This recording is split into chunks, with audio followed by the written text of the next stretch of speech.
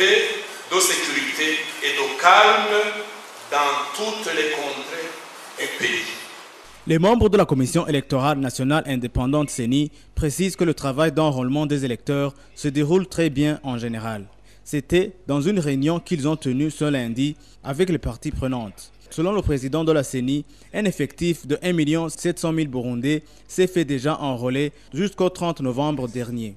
Pierre Claver Ndayicariye a également précisé que la CENI s'attend à 4 200 000 candidats au total et d'ajouter ainsi que les chiffres réels viendront de l'opération d'enrôlement étant donné que la CENI n'a prévu qu'un chiffre d'hypothèse. Le problème lié aux cartes d'identité distribuées de façon obscure a dominé au cours des interventions dans la réunion.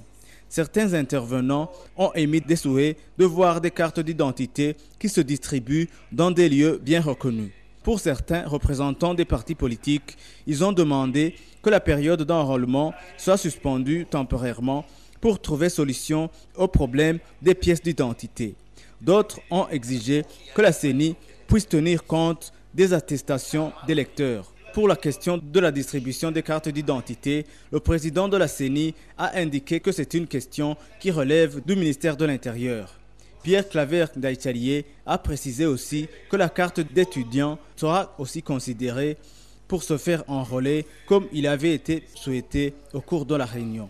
À la question de suspendre temporairement la période d'enrôlement, il a indiqué qu'ils vont traiter cette question en poursuivant l'intérêt national. Il y a ceux qui ont demandé stop à l'enrôlement. Il y a ceux qui ont demandé d'arrêter l'enrôlement. La CENI n'a pas de réponse ici. Notre évaluation, nous la ferons en toute sérénité en mettant en avant l'intérêt supérieur de la nation par rapport à ce que signifie la paix, à ce que signifient les élections sur le terrain de la paix et de la sécurité, non seulement du pays, mais aussi la paix et la sécurité de la région dans laquelle nous nous trouvons. Parce que l'arrêt a un impact, même sur le plan psychologique des citoyens, même sur le plan des moyens financiers déjà utilisés. Quant aux représentants de la société civile qui ont demandé pourquoi ils ne sont pas écoutés par la CENI, Pierre Claver Ndayicariye y a répondu. Non, nous ne fermons pas les oreilles. Oui, nous vous rencontrons. Peut-être que le nombre de réunions n'est pas suffisant.